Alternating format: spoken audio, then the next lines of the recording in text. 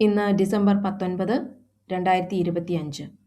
ധാക്കയിൽ വെടിയേറ്റ് സിംഗപ്പൂരിൽ മരിച്ച പ്രക്ഷോഭ നേതാവ് ഉസ്മാൻ ഹാദിയുടെ മരണം ബംഗ്ലാദേശിൽ രാജ്യവ്യാപകമായി അക്രമത്തിന് കാരണമായി. യുഎസിലെ ബ്രൗൺ യൂണിവേഴ്സിറ്റി വെടിവെപ്പിലെ പ്രതിയെന്ന് സംശയിക്കുന്നയാളെ ന്യൂ ഹാംഷെയറിലെ ഒരു സംഭരണശാലയിൽ മരിച്ച നിലയിൽ കണ്ടെത്തി. ക്ലോഡിയോ നെവസ് വാലന്റെ എന്ന വ്യക്തിയെയാണ് ആത്മഹത്യ ചെയ്ത നിലയിൽ കണ്ടെത്തിയത്.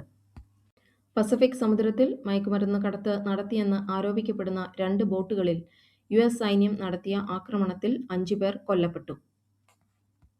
വെനസ്വേലയിലേക്ക് പ്രവേശിക്കുകയും പുറത്തേക്ക് പോകുകയും ചെയ്യുന്ന എല്ലാ യുഎസ് അനുമതിയുള്ള എണ്ണ ടാങ്കറുകളും ഉപരോധിക്കാൻ യുഎസ് പ്രസിഡന്റ് ഡൊണാൾഡ് ട്രംപ് ഉത്തരവിട്ടു. തായ്വാന് $11 ബില്യൺ ആയുധ പാക്കേജ് യുഎസ് പ്രഖ്യാപിച്ചു. നാറ്റോ റഷ്യയ്ക്ക് മുന്നറിയിപ്പ് നൽകി. യുക്രൈനിൽ കൂടുതൽ സംഘർഷം രൂക്ഷമാകുന്നത് വിനാശകരമായ പ്രത്യാഘാതങ്ങൾ ഉണ്ടാക്കുമെന്ന് പ്രസ്താവിച്ചുകൊണ്ട് നാറ്റോ സെക്രട്ടറി ജനറൽ മാർക്ക് റൂറ്റെ റഷ്യയ്ക്ക് കർശന മുന്നറിയിപ്പ് നൽകി.